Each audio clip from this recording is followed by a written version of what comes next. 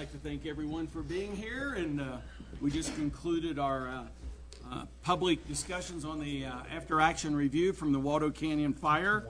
That went very well, and again, for those that might have not caught that information, if you go to our city website, the link to that after-action review is there.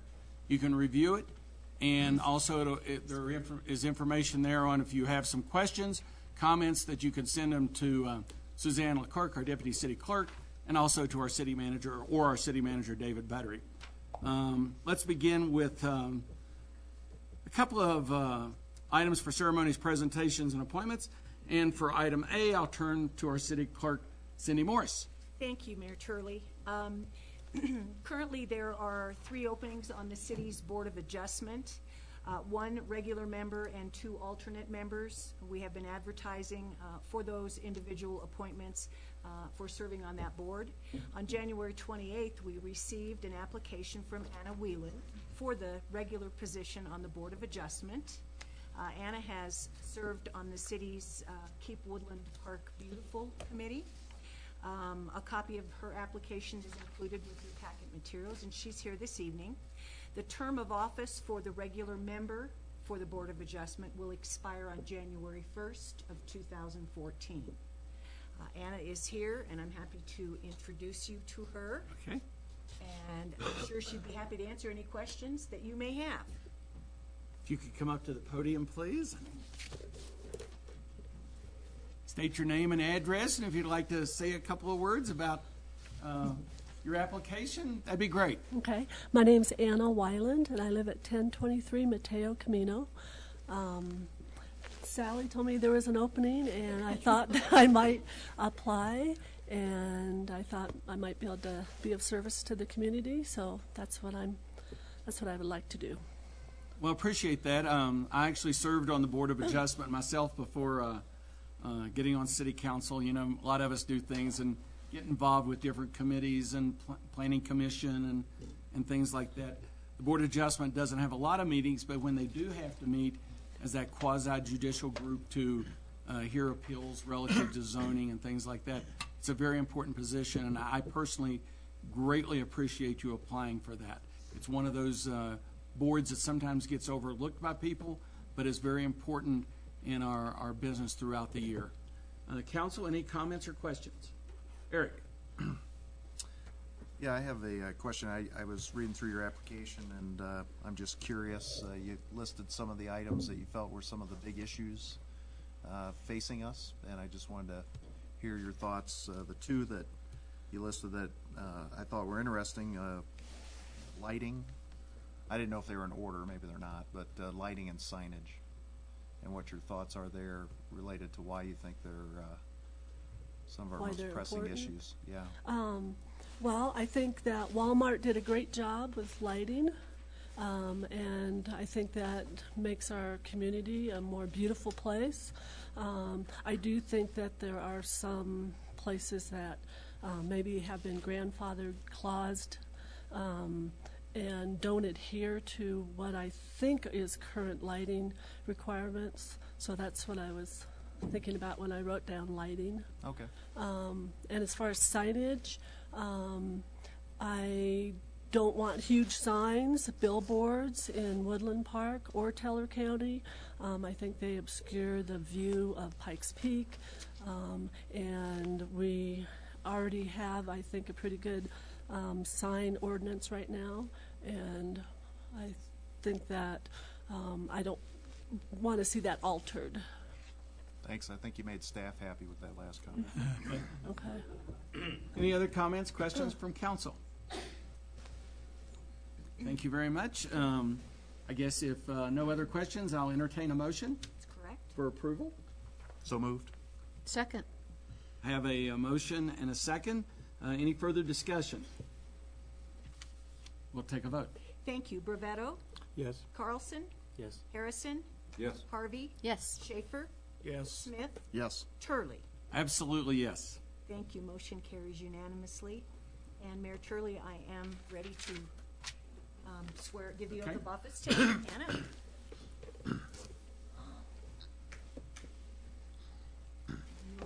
raise your right hand and repeat after me. I, Anna Weiland, I, Anna Weiland, do solemnly swear do solemnly swear that I will support the Constitution of the United States, that I will support the Constitution of the United States, the state of Colorado, the state of Colorado, and the charter and ordinances and the charter and ordinances of the city of Woodland Park, of the city of Woodland Park, and that I will faithfully perform that I will faithfully perform the duties of the office the duties of the office of member of the Board of Adjustment of member of the Board of Adjustments, upon which I am about to enter. upon which I am about to enter. Congratulations. Thank you. I just need a couple signatures. This one right here. Sally usually has a gift for people who are newly appointed, and I bet she has one for you. And I need one more Sally, here. it looks like you must have reduced the size of it. I think when I got that, it was a lot bigger. That's probably a good thing. And this one is Double-sided, for probably. you. Okay. Thank you very much for your volunteer service. Thank you very much, Lisa.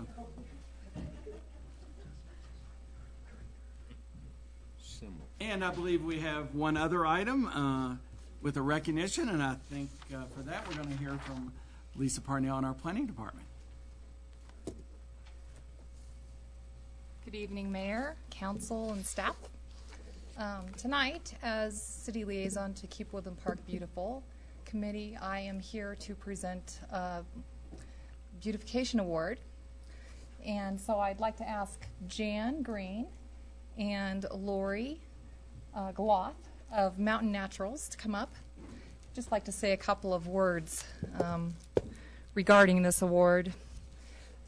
First of all, Keep Woodland Park Beautiful has had many comments on, they've recently moved into their new location within the last year.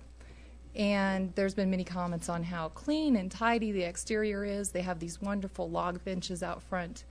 But that's actually not the reason that we've decided to give them an award tonight.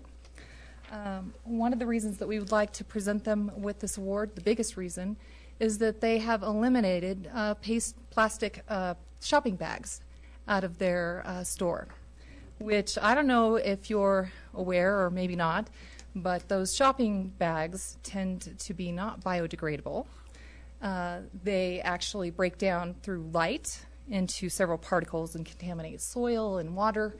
So Keep Woodland Park Beautiful, on behalf of them, we'd like to thank you very much for your efforts in that forefront. Thank you. Thank you.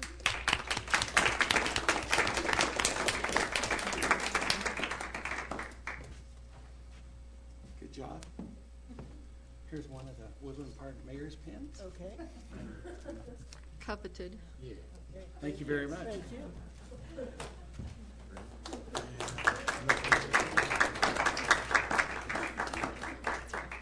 Always.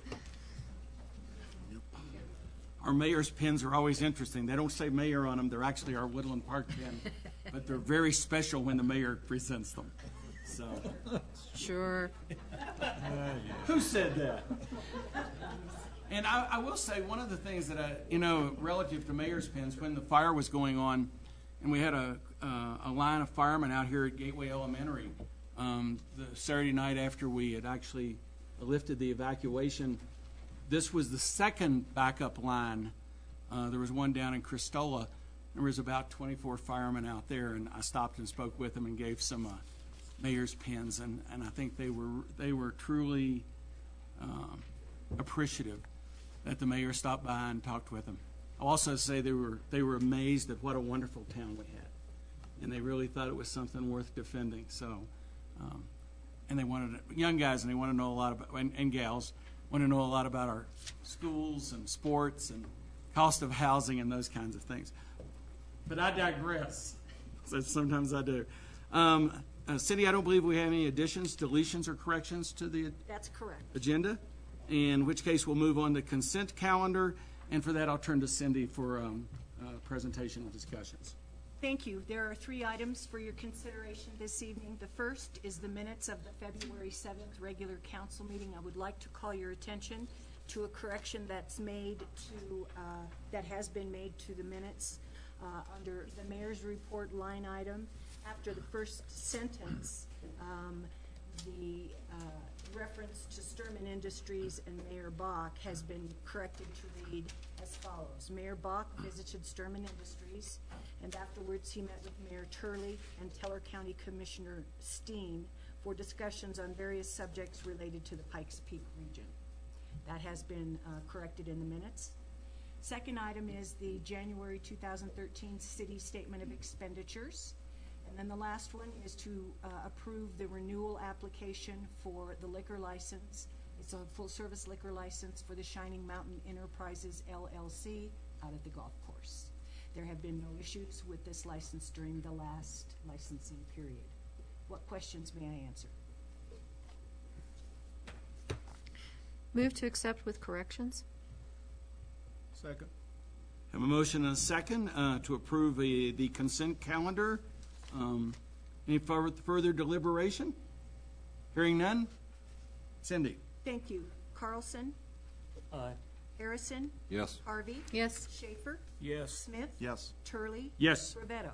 Yes. Thank you. Motion carries unanimously. And we have no unfinished business to address tonight, and we'll move on to item 8A. Item 8 is ordinances on initial posting.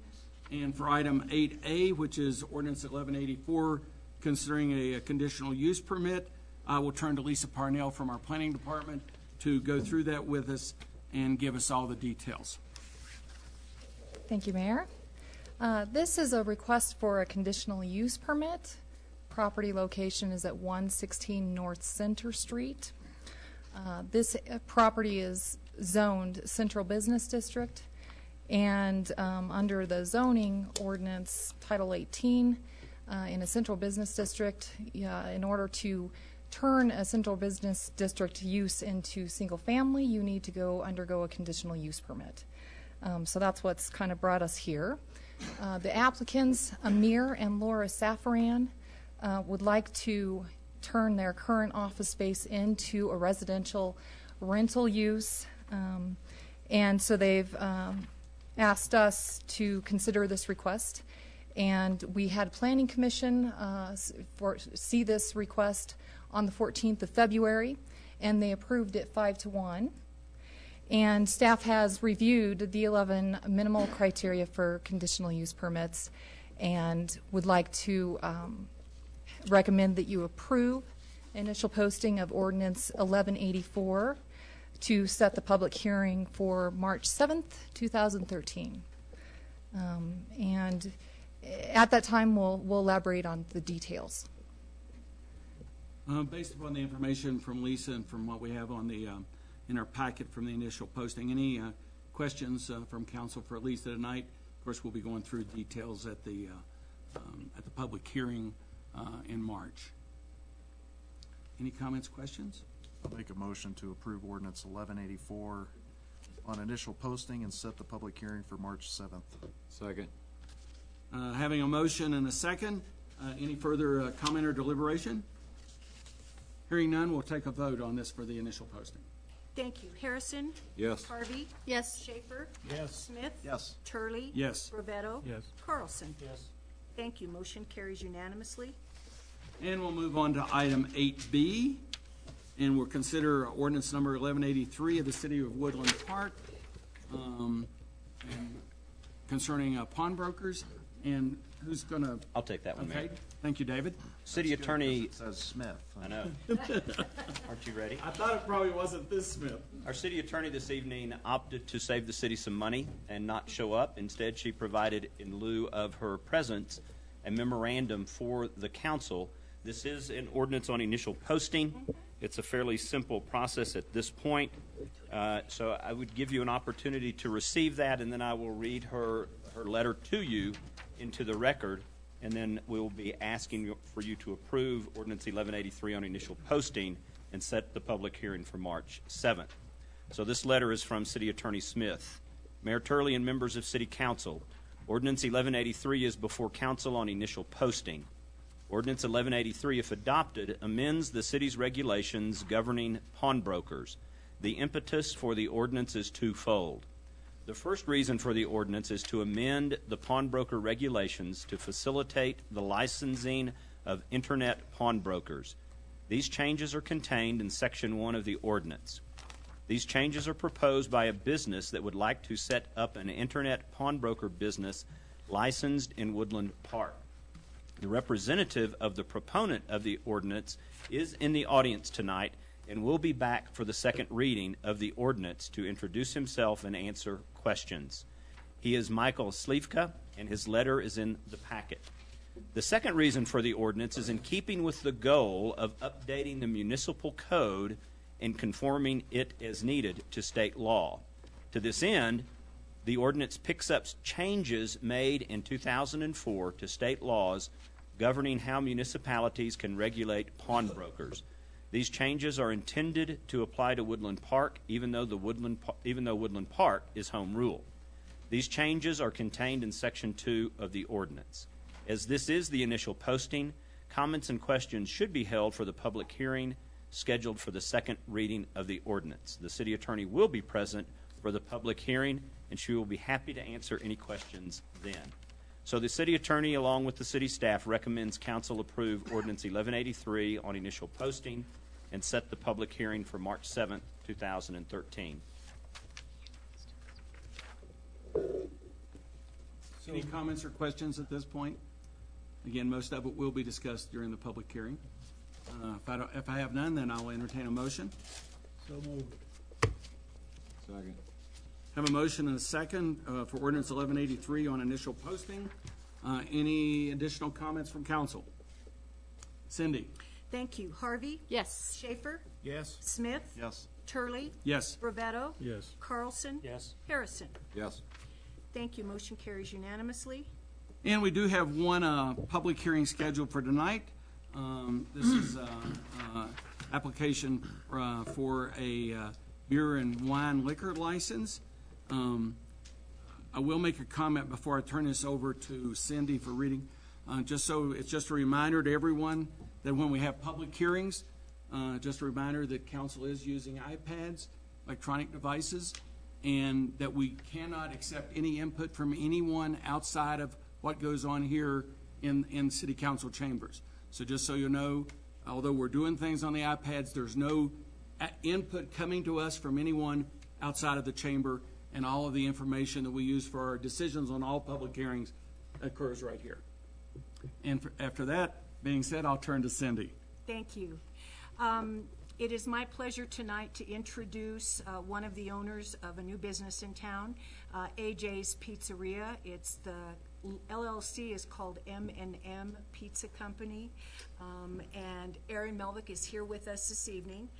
He'll come up to the podium in just a moment after I review the staff report.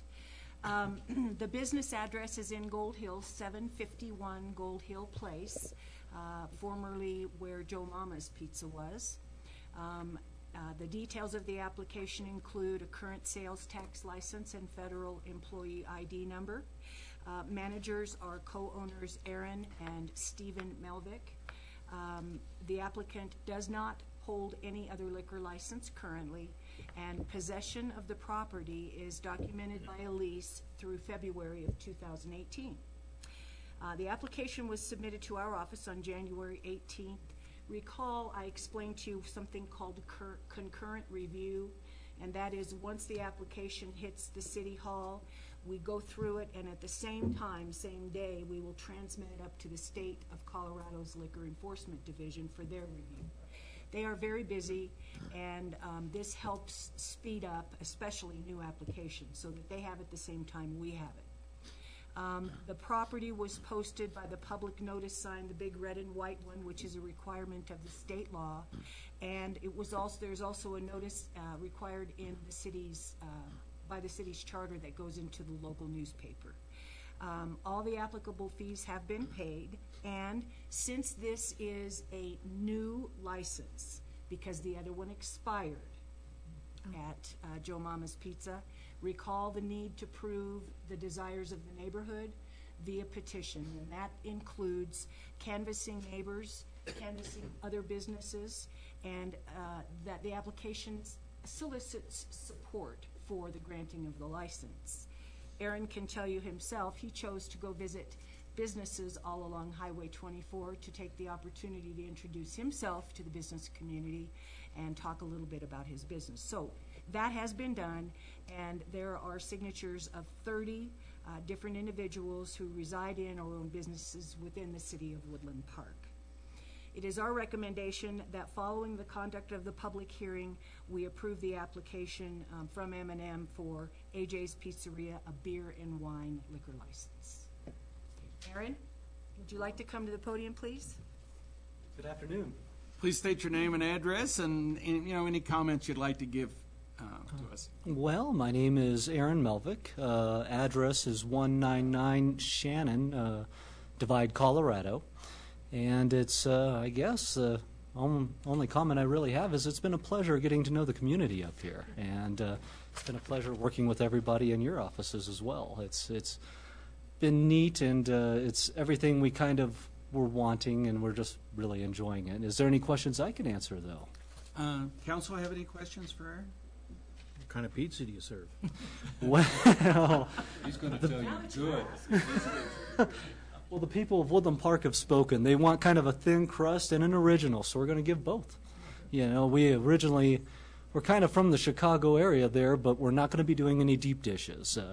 They're not very popular. We want to make sure we serve what everyone kind of wants through this area. So we'll have an option in there.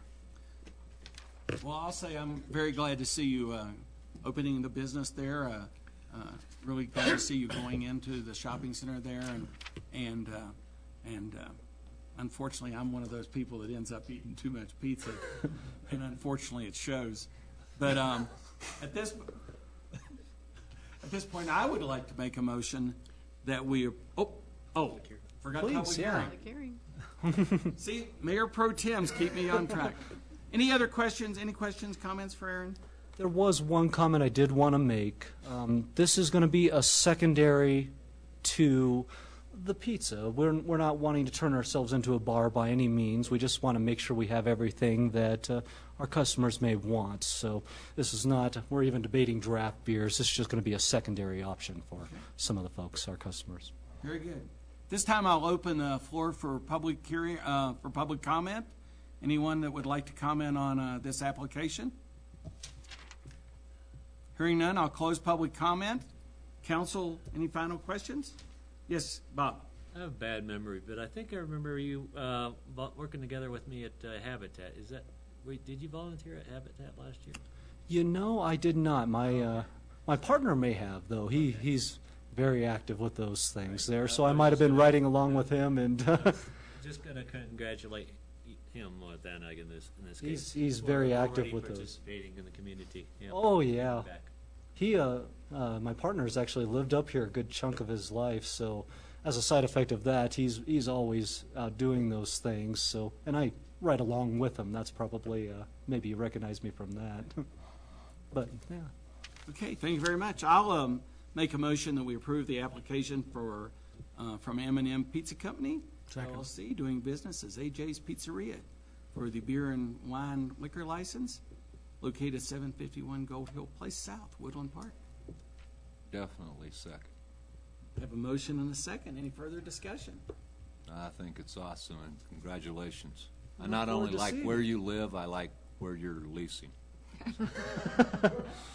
You can tell we're happy to see you. In the We've wanted to be up here all our lives, so it's good to be here. okay. Cindy? Schaefer, Yes. Smith, Yes. Turley, Yes. Brevetto, Yes. Carlson, Yes. Harrison, Yes. Harvey. Yes. Thank you. Motion carries unanimously. Thank you very much, and good luck. When do you think you'll be opening? We're shooting for March, but we're not going to open until we're ready. We have, well, this is actually a nice break. I've been cleaning. So as a side effect of that, once we get everything 100%, we're not going to rush into it. I noted the posting of the sign Cindy was talking about, and the fact that I know there's some work going on. So. Oh yeah, we've been busy. This is kind of a nice little break. Okay, very good. Thank you very much. Thank you, and also any opinions as time goes on, please talk to me. I want to make sure we're doing this right for you. This council really likes free pizza. Oh, I'll keep that in mind. I think I owe a bunch of pizzas all around once we get everything going. No. Just kind of secretly slide them in is kind of the idea. Okay. I'll talk to Cindy. She knows where I'm at. We'll take care of you. This council really likes to pay for pizza. We'll take care of you. Oh, geez. We're going to move on to item 10, which is new business, and it's the presentation of the Community Investment Review Committee report and recommendations for the 2013 funding. And for that, we're going to turn to a member of our city council who's on that committee, John Schaefer. Thank you. Cindy? Well, I wanted to acknowledge the committee itself, and I wanted to, in particular, acknowledge John Schaefer and his contributions. This is his first time on the committee, and he has been a very valuable resource. I also wanted to acknowledge that while I was out recovering from some back surgery, there was a discussion about a chairperson for this committee, I believe when Darwin Nacarado was reappointed to the committee. And when we got together, we did our review with the rest of the committee members and got our beginnings of a report ready for you. And at the end of our meeting, we unanimously elected Darwin as our chairperson. So we are ready to have Darwin and myself and John, in a couple of instances, help you through the report and the recommendation. Okay. Darwin, you want to make your way up here? Yes. Do the same thing I'm going to do. Welcome, Darwin, and it's always a pleasure. I mean, this committee does some really great work on this, and we look forward to hearing the presentation for all of the council members and for those here in the public. So, welcome. Thank you. Name and address, please. Darwin Nacarado, 410 Craig Court in Woodland Park, Colorado. If I could start off, I wanted to let you know, Darwin's got his with him, so do I. We received 27 separate applications for funding. The total amount of funding that was requested was $85,356 even, and you will recall that the budgeted amount for 2013 is $34,000. So, to bring you up to speed and for the viewing audience, in December of 2007, the City Council created this committee, and the committee's purpose and objective is restated here briefly. It was to create a fair and equitable means to process applications for community investment funding. Prior to the establishment of this process, we spent many hours here listening to presentations from each requesting entity.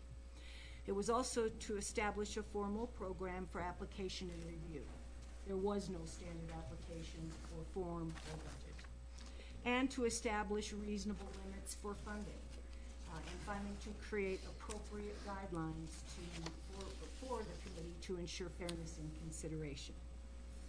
The committee created an organized plan to establish that process and review requests annually.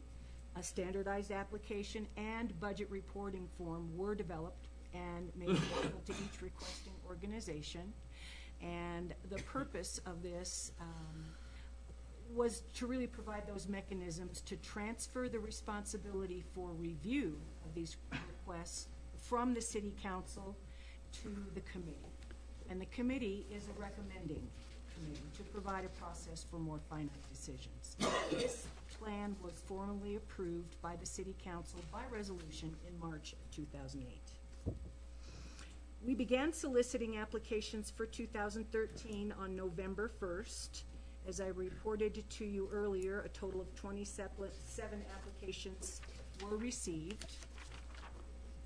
The committee reviewed each of them for a good period of time prior to us getting together. We met on February the 3rd and discussed and formulated our recommendation to you.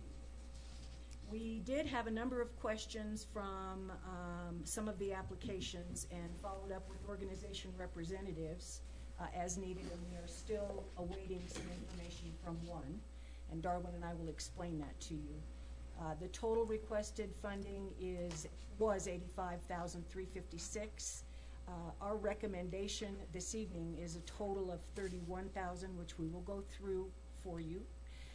The committee wishes to thank you for the opportunity to serve and provide these recommendations.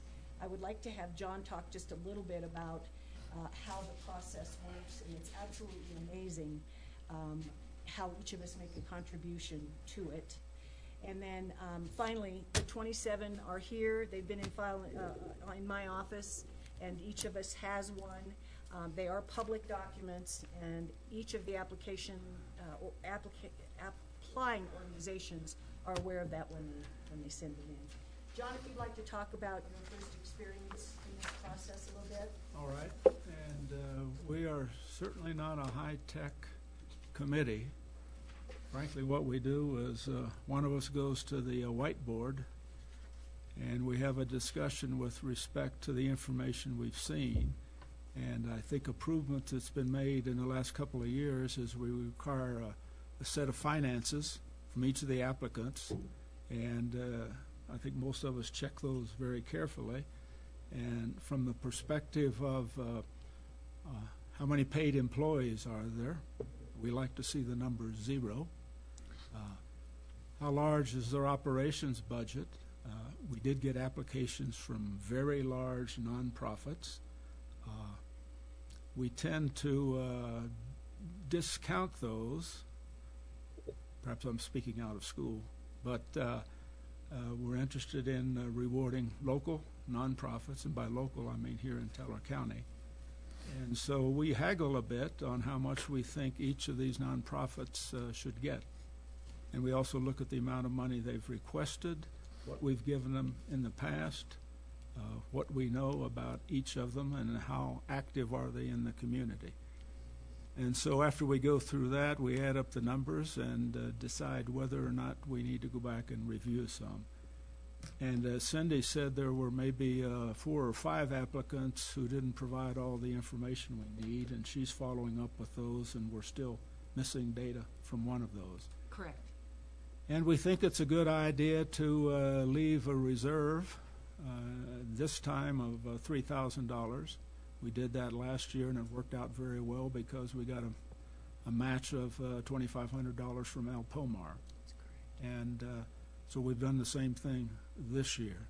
And frankly, we decided to zero out a couple of nonprofits because of lack of activity or a lack of cash to do some additional good things in the county. And this gives us then another few months to hopefully see that they are in fact doing some good work here in the county, or in Woodland Park specifically. So that's kind of the process. As I said, not very slick, but it seems to work. Thanks, John. And if I could, I'd like to acknowledge the other members of the committee that are not with us tonight. And there are 2. Sue Griswold, who works at the Chamber of Commerce, and John DeVoe, who is a former member of this body. So a total of 5. 5 people, okay? Take it away. With that, I guess I'd first like to say that I brought my water up to the podium so that I wouldn't have to make a mad dash off camera and have it reported on national news or something that I needed to take a drink of Or water. even more importantly, not the national news, but our local paper. Exactly. More importantly, of course. Secondly, It's when you start selling the water bottles. you know what? This is filled up with good old Woodland Park city water. I use the same bottle over and over and over, and my wife thinks that's probably why I can't get rid of this cold. Secondly, I guess I would have to say that my election as chair of the committee was probably a little bit of a setup because immediately after being elected, I was handed this envelope which says, Cindy, for Darwin. It's from David Buttery with his little card inside telling me what he expects of anyone who serves on a committee. David's so subtle. I believe volunteers can be fired. Yeah, of course. There's the standard. Of course. But you're also clairvoyant. You knew how that vote was going to go. Thank you. I guess I would only add to John's excellent summary of the process that one of us or multiple people on the committee is generally very intimately familiar with every one of the applicants. And so the one who's the most familiar with the applicant generally sort of presents it, even though everyone else has already read all the material. So we try to gather whatever information we have available to us by any means we have You have the sheet in front of you on your iPad. Be happy to answer any questions, I guess, about any of the specifics as to how we arrived at anything. I guess I would point out a couple of them. The very first item on the sheet of the list of applicants was the Woodland Park School District. That was a new application for a new project that they are undertaking. And we sort of came to the, well, not sort of, we came to the conclusion that probably, even though they requested $5,000, which would have been a large amount from us, that the better approach would be to offer them the city's electronics recycling business. And we think they really need a steady inflow of recyclables to make this project work. And I think Cindy and Dave got together and came to that conclusion. I don't want to put words in either of your mouths, but that's my understanding. That's correct. And the other thing that we can do to help with that program, you recall that we heard from their representative at our last meeting, is we can help with the advertising for that. We can use our website. We can use the changeable copy sign, the electronic message sign. We can use our Facebook page. And if necessary, we can also use a little in-kind service when they have one of their Saturday events. So we believe that is the best way to help them get started and see how well they do. Sort of going down the list and looking at the sort of more unusual items, CASA made a request of $1,500. We did make a contribution to them last year and every year that I've been on the committee. But we took a closer look, and really with $1.9 million in net assets, we just didn't see how our contribution level could really make a difference to them. And so, therefore, decided that this year we would forego that. On further down the list, you see Habitat for Humanity, and we've always made contributions to Habitat. Wonderful program, and I'm going to ask John to explain the logic as to how we came to deciding not to make this contribution at this time this year. Well, many of you know I've been associated with Habitat for 9 years now. Habitat's situation, some of you also know from having heard it from me, is one where there's not significant cash to begin phase 2 of our Las Casas project here in Woodland Park. The sole funder for our activities at Habitat are the U.S. Department of Agriculture, and they've been extremely slow in agreeing and also processing the paperwork that allows them to buy the mortgage, in effect. And so we're waiting. We have, I believe, three applications in process now. We can get no information, no schedule, so there's no predictability. And so my suggestion to the committee then was that why don't we not provide anything to Habitat for Humanity now? Look at them later this year when we will be deciding how to spend the $3,000. And if they've gotten some funding which would allow them to begin work on phase 2, the next 3 townhomes, then we ought to consider giving them some money then. And it hurt me to say that. I got to say, I'd second that. It kind of hurt all of us because we've always made a contribution to Habitat, and I think it's a good cause. And I think the way to look at it is we'll table it for the time being and see what happens with the USDA funding. Yep. Community partnership is the next one that was a normal organization that we have made contributions to. They showed net income indicated $66,000 and net assets of $81,000. And we just, again, thought that that's sufficient funding if they wanted to put it to use, that our 1,000 or whatever we might have come up with might not have been a big help to them at this time.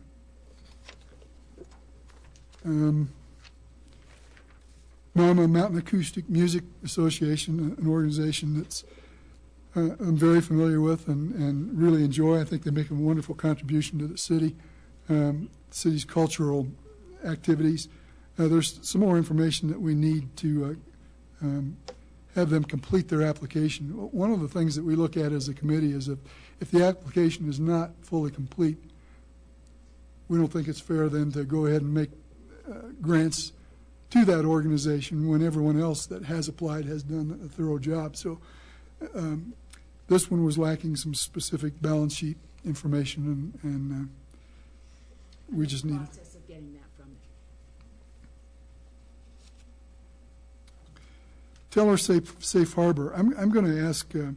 I know that this was one that we followed up on. We think this is a really good cause, and I'll ask Cindy actually to relate, and maybe Chief Larson, your conversation about this, because I think the input from the chief and Cindy's comments really led to this decision.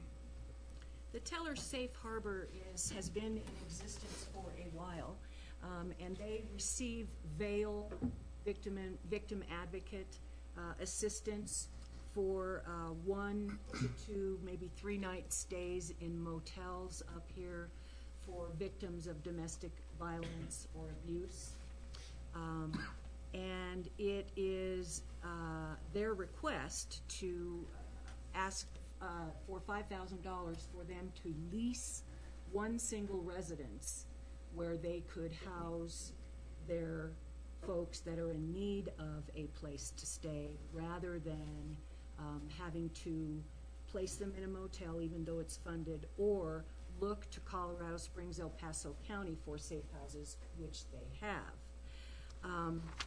We believe that the existing arrangement through the Victim Advocate Fund is working. It is in a more secure and safe environment, and that is in a hotel that has locked doors for every single room and wouldn't necessarily be able to be discovered as the place where the folks that are having domestic violence problems in their family would go.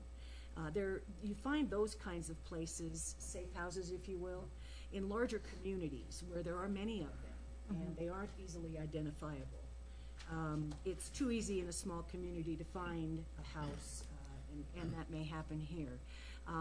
The program right now is working, utilizing the various motels and hotels that we have in our region, and there may be some funding in the future if the program grows, and hopefully it doesn't, but if the program grows and there are more victims that need the assistance of this group, perhaps there is we could request, or they could request assistance from Vail. Vail might fund something like that, and I think the chief can follow up on that. The Vail Board provides funds for things of this purpose, and as Cindy mentioned, provided them with this assistance. I would suggest that that would be the better place to start with for a larger amount of money than what we typically give to people. And they haven't applied for more from them to date. Should they try there and fail, we might have something different to talk about. In larger communities in the safe houses that are identified, they're usually very secure facilities. They're well patrolled. They're generally fenced and protected, because a safe house is not safe if it's just a residence and people figure out where it is.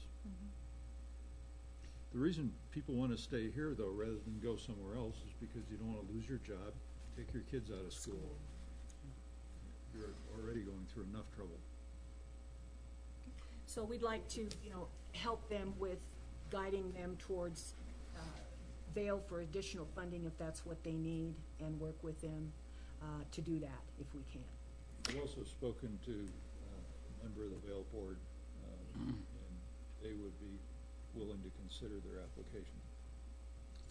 Good. Thanks, Darby.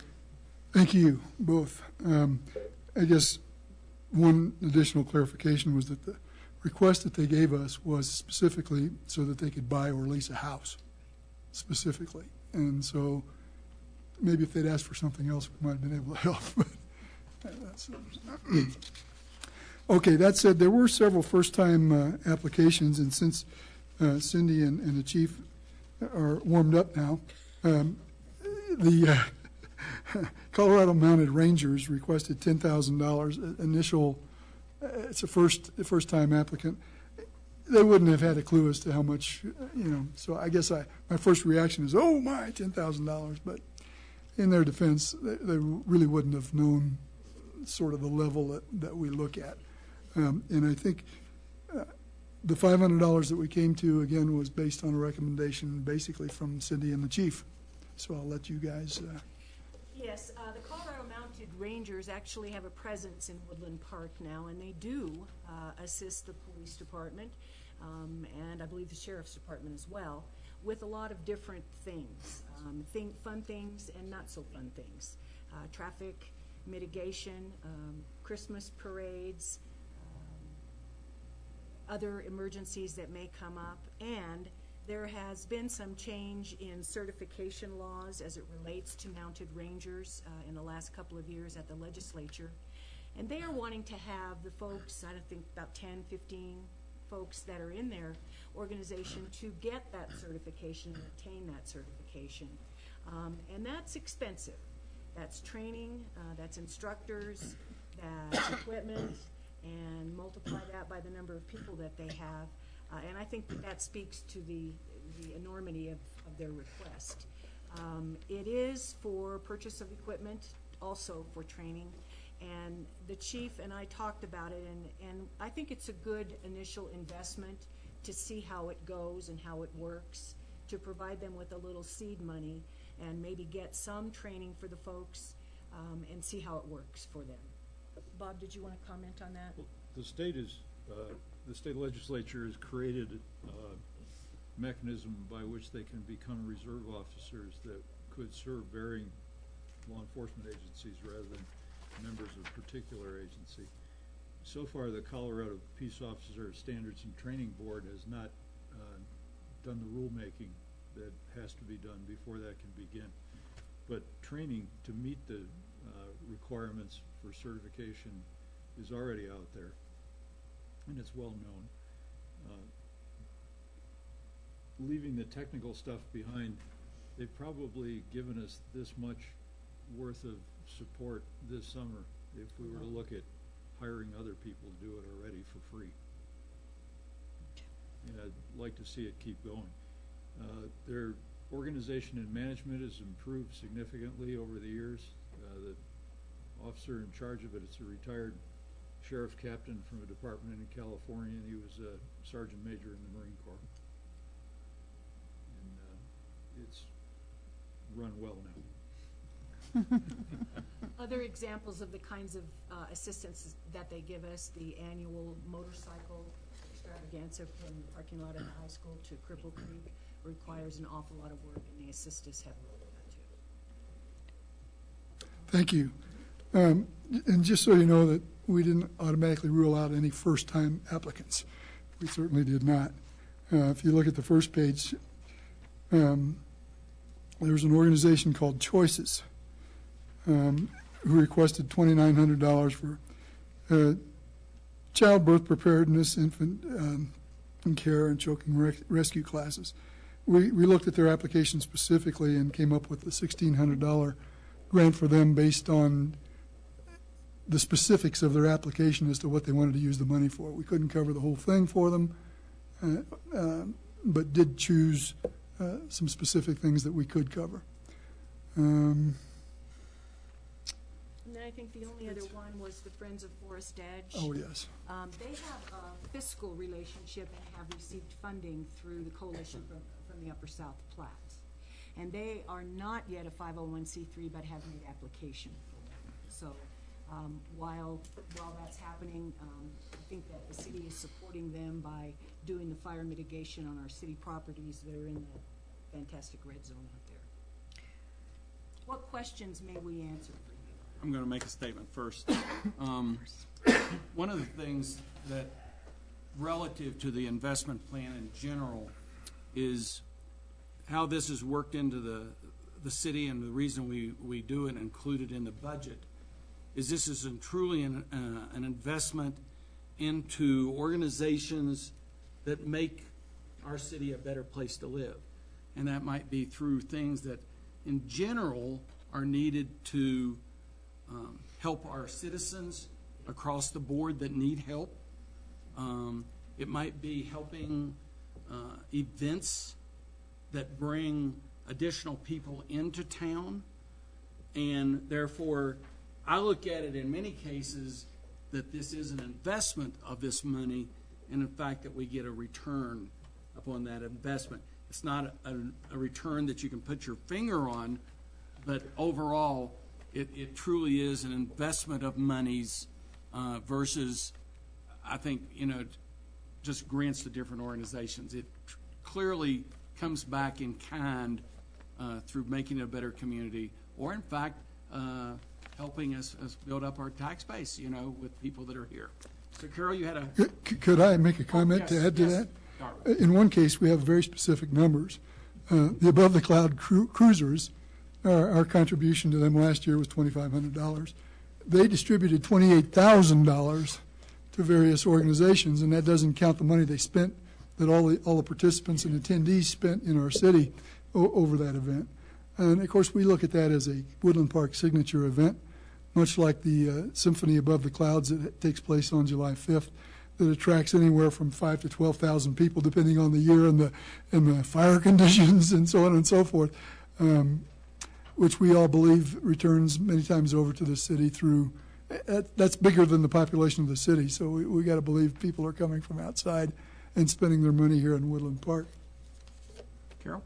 Well, first, thank you for being the subject matter experts that filter these applications, because it's something that we could not do. And you've described the subjective criteria for your consideration. Are there any hard and fast objective criteria, like does an organization have to be a 501c? Does it have to reside in Woodland Park? How do you make the determination of an entity that's in Woodland Park and serving Woodland Park and using Woodland Park tax dollars versus one that's serving the county? First of all, yes and yes. We consider it community investment because we consider the term community to be a little broader than Woodland Park proper. And so if an organization is in the county but in one of these holes in the city, that doesn't bother us in the least. Or if it's an organization that may not be specifically in Woodland Park, maybe it's in Divide, but benefits Woodland Park, we would consider that. And yes, we do require a tax-exempt status, whether that's 501c3 specifically or some other subchapter. Okay. But yes, we do require that. And that's one of the reasons why, as Cindy pointed out with the Friends of Forest Edge, that we declined. That was just one of the reasons, but the lack of the 501c3 was an issue. Any other comments, questions? Yes, Bob. But I believe, too, one of the criteria is you don't pay for ongoing operating. Precisely. Thank you for that. So, I did have a question, though. Teller County Search and Rescue, what is a toy hauler? If you've seen these trailers that have living space in the front and in the back, that you can drive your little four-wheeler or whatever into the back of it. So they intend to use it. Yeah. That's it. That's right. So they intend to use this as a command post type function where they can get right into where they need to be, and then have four-wheelers or whatever accessible, and their radio equipment and all of that good stuff in the front. So what are you asking council to do with the recommendation? Is this something that we will vote on, or? Yes, it is. Yes. To take a look at it, answer any questions you may have. This is a recommendation, and if you wish to make changes, that is your purview. But this is our best recommendation to you after spending quite a bit of time going over things. Keep in mind, we still have Habitat to think about if their phase 2 comes together yet later this year, and then the Mountain Acoustic Music Association is the one we're still waiting for some fiscal information from. And just a point of procedure, recall last year when additional requests were made, those were brought back to council at the request of the Community Investment Committee. And just from a procedure point of view, if we want to accept this, then we'll entertain a motion to accept the recommendation as is or with change. We'll have a second, and then any discussion, and then a vote. Yes, I'd like to make one more comment, if I may. That when this funding was in its infancy, it really came about to fund the arts organizations in the community. It was community singers and the community band and so on and so forth. Since 2008, with the downturn in the economy, we've really refocused. And really, as you look through this, you can see that our main focus is for the community organizations that are actually providing services, and not just. I can't say not just because as president of Mountain Arts Council, the arts and culture are near and dear to my heart, but you have to be reasonable too and practical. I think feeding people and clothing people has to take precedence at this point. And I think if you look through the organization, it does. The organization of the spreadsheet here. Yes, Terry. Well, and the one thing that council needs to know, we approved this in the budget to a certain amount, a larger amount of money than we're actually turning out. And one thing that Darwin didn't mention with the cruisers, out of that 28,000, I think, and correct me if I'm wrong, they're still giving out a $1,000 scholarship to a senior. Yes. From Woodland Park. Yes.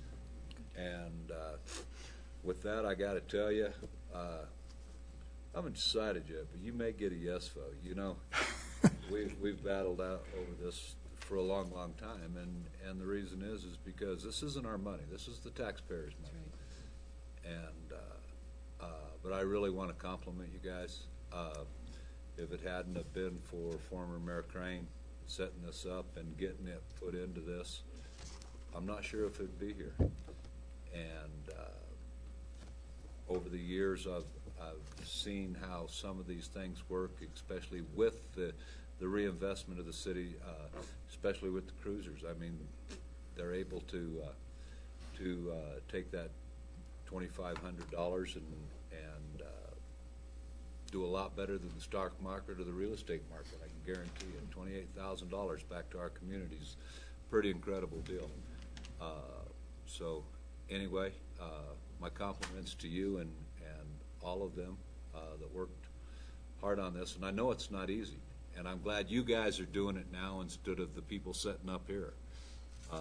It makes it a lot easier, a lot smoother, and the information comes, even though it's secondhand, it's good information that we get. So I greatly appreciate all the hard work that you put into it over the years, along with the rest of your committee members. Thank you, Councilman Harrison. Other comments? Yes, Eric. I'd just like to echo Terry's comments. And when I first came to council, I can remember sitting here talking about this. It seemed like for hours. And now it appears to be a very well-oiled machine. I'm sure you guys, I know you spend a lot of time and a lot of hours, but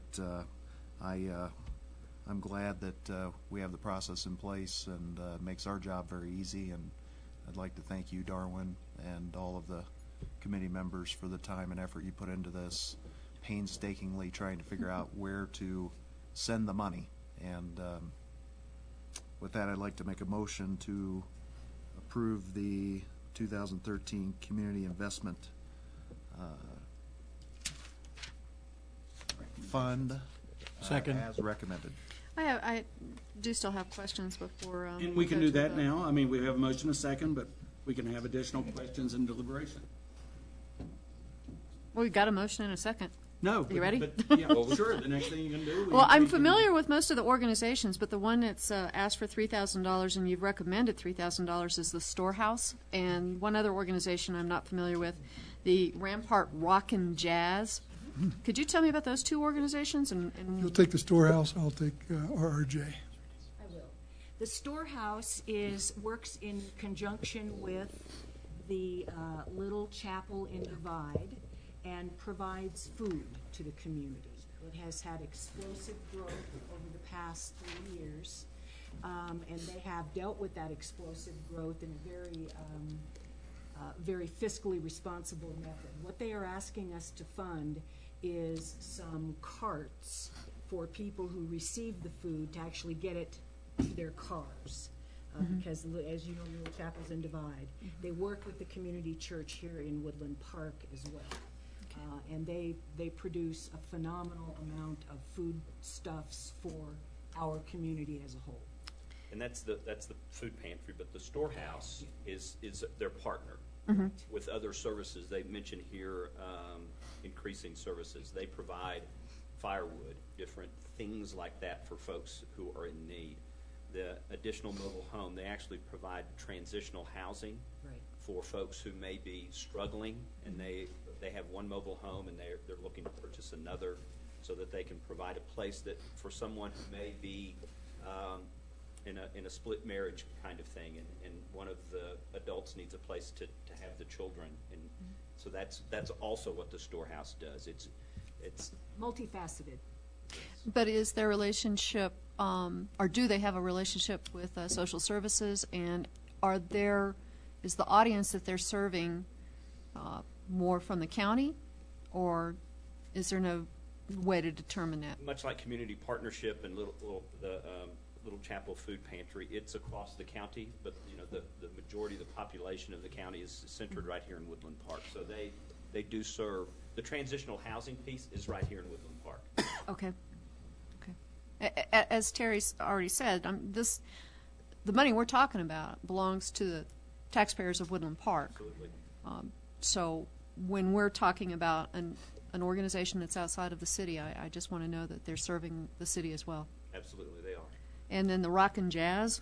To add to the storehouses, it is much like Help the Needy, where if you walk into their door, you're going to be helped. I mean, and that's and overall, another comment on an overall basis. At one time, we sort of looked at all of this in terms of return on investment to the city. And over the last 3 or 4 years, we've kind of moved away from that because some of these things are just tough to measure. They're things that we think just need to be done, much like the storehouse and Help the Needy and some of these community benefit organizations. Back to your question, Rampart Rock and Jazz has about, 35, 40 members. It's who support a small vocal group, which I direct, by the way. It's a singing group that sings at the senior center and goes around and does various shows. We did Christmas caroling up and down the Main Street during the parade every year in Victorian costumes and so on and so forth. Their request this year, it says headsets and mics. That's really not true. It's headset mics. What happened to them was that, and they have several already, there's new legislation passed changing the channels that wireless microphones can operate at. Sounds like a ridiculous thing that you would just go ahead and do anyway. But it's a felony. And some facilities won't even let you in the door if you don't have the right frequencies. They won't let you bring them into their facility. So that's what that's for. And they are a 501c as well? They are 501c3, actually under the umbrella of Mountain Arts Council. Okay. Okay. Thank you, Mayor Turley. Okay. I'm just trying to decide if I want to make another comment myself before we vote. One of the things, and I'll probably get in trouble for this, but I'll go ahead and say it anyway. It is Woodland Park, out of the Woodland Park city budget. It's Woodland Park taxes that are collected, but many people contribute to that tax.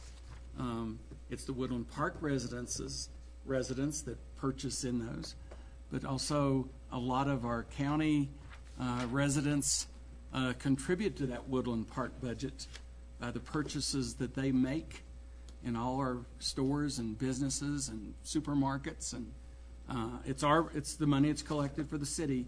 But I do feel that those residents and the people that pass through help contribute to our budget, and it's our money to use responsibly. But they're a great part of that contribution to helping us be a better city. Yes, Terry. When David and Cindy were explaining about the Little Chapel Food Pantry and stuff, I know David and I we attended their dinner, and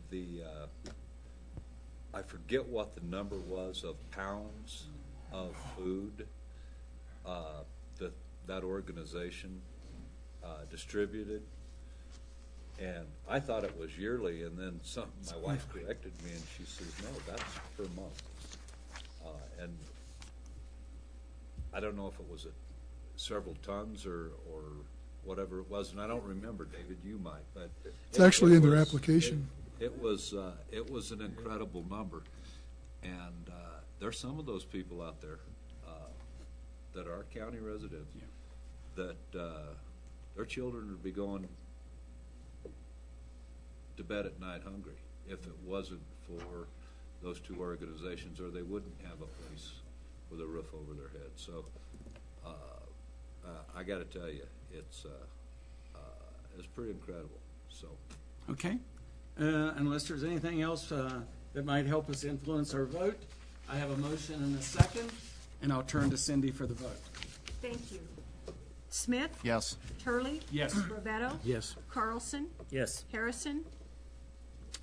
yes. Harvey? Yes. Schaefer? Yes. Thank you. Motion carries unanimously. Thank you, Darwin. Yes, Darwin, thank you. Thank you very much. I mean, you do so many things in our community and have for a long time, and this is just but one of them. And I personally thank you for all that you do in our community. Thank you, Mayor. I appreciate it. Thanks, Council. Move on to public comment for items not on the agenda. I do not have anyone signed up to speak. Would anyone like to come forward and make any public comment for City Council tonight? Hearing none, then we'll move on to reports. I have a couple of items to go through. I think over the next couple of weeks in Woodland Park, if you look out, you might see a moose running around.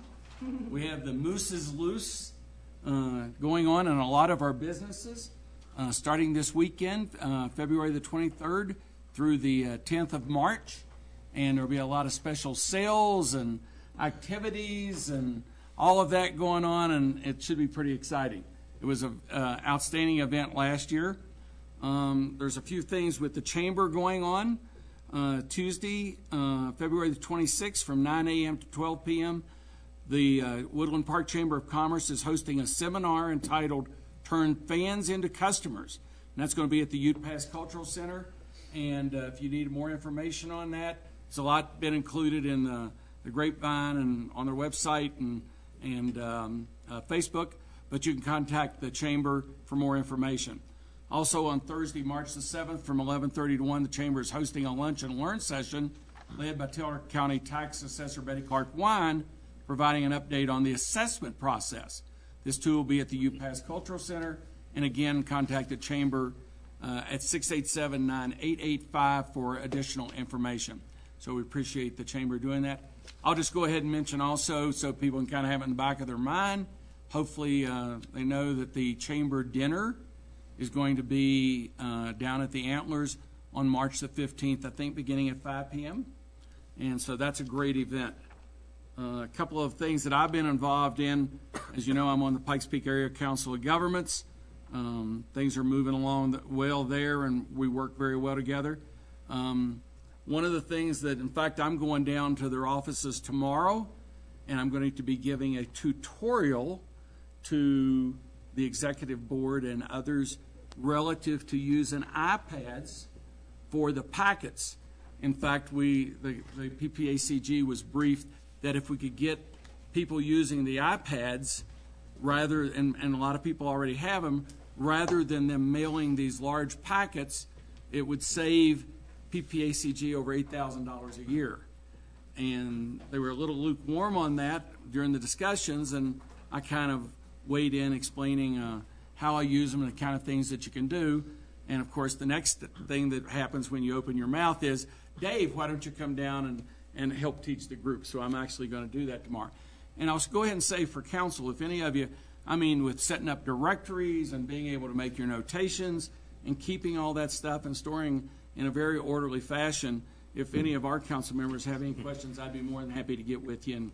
And maybe you've all got a handle on it, but I'd be more than happy to help because I'm kind of, I'm kind of into that stuff. So just let me know if you want to do that sometime. I'd be more than glad to help. yesterday, David, are you going to talk about the meeting with RE2 and? Had not intended to. Okay. We have a quarterly meeting with RE2 School Board, Teller County leadership, and the Woodland Park leadership and our directors on the staff. Quarterly meeting, we had that this week. It's a very good opportunity for us all to understand what's going on. We've now included in that is our local fire chief, Chief Lambert, and he was there. And it's a good opportunity for the leaders to get together and discuss issues and challenges. And I appreciate all of that and those that organize that. Also, I had a meeting that David Buttery arranged in working with the RE2 school district. Won't go into any of the details, but just kind of an update with our chief and our police force on security at the schools, and just kind of giving me kind of a status of where we are on that, what might be coming along, and some of the challenges there. I appreciate the great things that our school district does. They have a lot of financial challenges, but as you all know, I spend a lot of time doing things at the school and with a lot of the students. It's just amazing to me. Friday night I had company in town. It's a good thing to do. I took them to a basketball game at the high school, cheap, and we went to the melodrama at the high school, funny, and it was a very good time. Also, there's just so many sports things going on. Also had the privilege yesterday of going to Columbine Elementary and spending a couple hours with a lot of first graders, reading to them, and then also spending a little time talking about what a mayor is and what a mayor does and what the city does. And we talked a little bit at a very, at that level about water and wastewater. What happens when things goes down the drain, or you flip the little lever on the toilet, and how important that is that most people take for granted. And I think it's the kids, when I said that, I just said when you flip the little lever. They thought that was so funny. And but it really gets their attention. Talked about a little bit about the public safety, how the police officers are here to help us have a good, safe community. And then, since we were going to get a snow last night, talking about when your parents get up tomorrow morning and it's come a snow, they like to see those streets plowed, and that just doesn't happen automatically. Well, it does here, but it's something that the city does with the snow plows. And of course, when you talk about big trucks, they always like that stuff. But I think it's good to share that kind of thing. I was amazed at first graders, just how interesting they were. And so I had a lot of fun. And in fact, I'm going back tomorrow. So, once you get started in these things, it keeps continuing. So anyway, that's it for me. It is, one more thing. We did get a letter from Major General Jimmy Wells, who's the commanding general of the 75th Training Command. It's an Army Reserve unit down in Houston, Texas. And what he was doing was thanking us for the support that we give in the city and providing a good place for reserve personnel to live. And we have some in Woodland Park. And it was a very nice letter that I got from him. So just wanted to share that with you. And one last thing, last week I mentioned about the construction that's going to be going on I-25 as they increase the number of lanes between Colorado Springs and up to Monument Hill. If you just want to go and if you Google South I-25 expansion, you will come up with a lot of good information on what's going on, the timeline, what they're going to be doing with the routes, and you'll find a map that shows you everything. And for any of our residents that make that trip, you might want to look at that and see when those things are going to be occurring and what's going to be occurring, because it could affect some of your decisions. But they're going to be working that on a very fast timeline and try to keep the disruption to a minimum. And when they get it done, it should be absolutely great for anybody and everybody that travels up, including people living in Woodland Park. Eric? Nothing tonight. Gary? Bob? Terry? Not a thing. Carol? Mr. Mayor, as you know, I'm the council's member to the Colorado Municipal League's Policy Committee, which meets quarterly. I've attended 2 meetings. There was a meeting today because of weather. I chose not to drive up to Denver to the meeting today, and I'm not sure how much of participation they had, but several of the pieces of legislation that the Policy Committee looked at do have direct impact on the city. And for those of you who do not know, the CML is really our lobbyist as a small city in terms of legislation, policy, constitutional amendments like Amendment 64.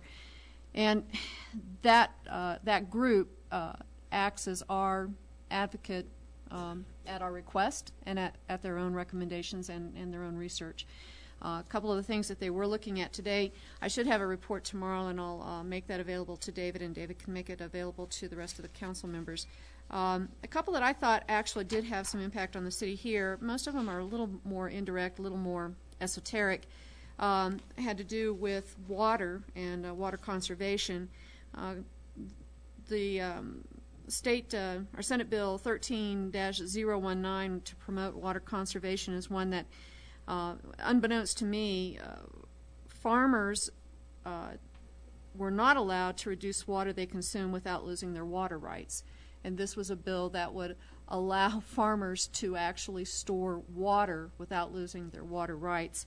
And the CML did support that particular legislation, as well as long-term water storage. And this was a bill that had to do with reversing a Colorado Supreme Court decision declaring that storing water in reservoirs to prepare for wildfire and drought are not sufficient for water right owners to keep the water, keep the right to that water. And CML, that particular bill was to reverse that decision by the Colorado Supreme Court, and CML did support that one. But the results of today's meeting will be posted on the CML's website, and I will also make the whatever actions came out of today's meeting available to David Buttery. But again, they're not they don't work in isolation. They do take our input if we have an issue that we want to bring forward, or if there's a piece of legislation that, as a community, that we want to have an impact on. CML acts as our lobbyist group. So, and the CML conference is in June. In May this year. That's all I have. Nothing. And Carol, in mentioning the CML conference, I'll just want to make a statement. I think we've gone over this before, that, you know, so many times you'll hear things in the news about conferences and boondoggles and such things. And I just want to say that the CML conference is an absolutely essential part of, I believe, volunteers who serve as on city councils and mayors and staffs. And it's really our training that we can get relative to issues and laws and understanding processes and a lot of sharing of the way things can be done in different towns, that you can get ideas and perhaps way to make things better. And so those interchanges that we have during those three days up there are really outstanding. It's tough for many of us on council. I know as you'll be making decisions as to whether or not you can attend, it's sometimes tough to work those things into your schedule. But I believe that overall the city greatly benefits from the things that we all can learn, including staff, at those meetings. So I just wanted to add that in, Carol, as you all are considering what you might be able to do, you know, this summer for that conference. And with that, I'll turn to David Buttery. Thank you, Mayor. We don't have a city attorney's report this evening, and as we've promised you, we are going to give you a monthly update from the Office of Economic and Downtown Development. Brian? Welcome, Brian. Good evening, Mayor and Council. Some good news on the Woodland Station front. Speaking with Doug Page today, all permits have been obtained. I know there's been some interest in terms of overall where they've been with the Teller Building Department, and I'm happy to report that they do have all the permits. They'll start excavation and putting footers in next week. This will take approximately 6 to 8 weeks. Then they'll be prepping for their steel building. They hope to start erecting the steel building in approximately 9 to 10 weeks. So we hope to see some steady progress. Apparently the weather hasn't slowed them down much. So, but the good news is they've got the permits that they need to move forward, and hopefully again we'll see activity. Also, Woodland Station, ongoing discussions, negotiation on Lot 2 with Arden Weatherford. I think we call it the beer garden site. We expect to have an initial draft before the DDA board on March 5th. So we'll have discussion, probably not for final approval until the April meeting, but it's a fairly complex agreement. As you know, it involves the AmeriGas site and the removal of the tanks, and we want to make sure that we get this right, because it does set precedent for how we deal with other lots within Woodland Station, and so it's been we've really gone through some specific detail with that. Lot number 3, Kerzequa, the bowling alley facility, that's moving forward with their feasibility study. Unfortunately, they've had a death in the family that's slowed that down a little bit, and I've communicated with them that obviously they need to get through that particular, if you know Carol Kerzequa, unfortunately her sister passed away, and so they've come back from Guam and they're in Texas dealing with that matter. So we're communicating, and that's moving forward, but they'll need to get through that. Goals and objectives. This last Tuesday, February 19th, we did a final draft of the goals and action items. I'll be presenting that at the next council meeting, and we'll be able to clearly see the work program for the DDA as we move forward. That was, in my opinion, a very good process from the retreat on all the way down through this synthesizing the goals and action items moving forward. So looking forward to getting that out to not only council but the public, media, et cetera, as we clearly articulate what our goal is, not only on a 1-year but a 4-year time frame. I want to put Debbie Miller a little bit on the spot. I've been here now 4 months. I've attended every business after hours, and I greatly appreciate Debbie's being the gracious host. Contrary to popular belief, we do more than just the party scene. We actually conduct business there, and it's been very effective. I'll say well attended. I know it's a lot of work to do those, and we're taking full advantage of the networking that goes on. And again, Debbie's been a gracious host along with her staff. Carol Lindhope from our staff is coordinating with Debbie on marketing and advertising efforts, and I'm very appreciative of the interaction as we move forward. I also wanted to mention legislative updates with the DDA. 3 organizations in the state, Action 22, the CML, and Downtown Colorado, Inc., along with Paul Benedetti, our attorney, he's a lobbyist for some communities as it relates to DDAs and urban renewal districts. With the pressure for revenues within the state and some of the activities that are going on, we're paying close attention to some of the legislative actions that might have some particular implications for DDAs, particularly TIFs, within both the DDA tax increment finances capability within DDAs and urban renewal districts. And again, following the updates, for example, from Kathy Garcia with Action 22 and the other organizations with CML and the Downtown Colorado, Inc., I'll continue to stay on top of that and report to council and obviously the DDA board as we go through that. There's some concern that there'll be some last-minute action as we get to May and the legislative session, but again, we'll try to stay on top of that. So, again, those are the items tonight, and again, appreciate the ability to work through, and I feel we're making some great progress, particularly with our goal setting and moving forward for the next 12 months. Thanks, Brian, and I will add that you've been with us now for, about 4 months? 4 months. The kinds of things that you're engaged in and doing, your very active approach across the community and your networking is superb, and really glad to see that. Thank you, Mayor. Appreciate that. Mayor, we have no other reports this evening. Okay. Any additional comments from anyone? Hearing none? Meeting